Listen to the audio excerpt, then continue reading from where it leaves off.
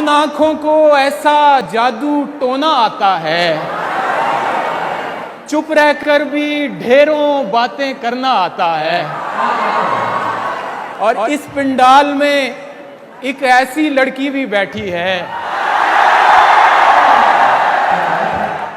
جس کو دیکھ کے ذہن میں فیض کا مصرع آتا ہے۔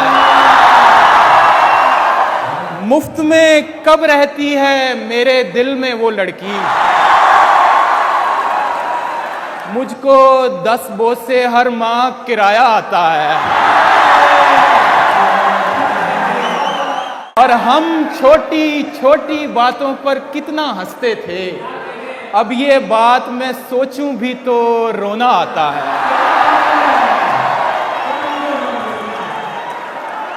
اور ویسے سارا دن رہتی ہے عشق گلی ویران، لیکن شام ڈھلے ایک گمسم لڑکا آتا ہے۔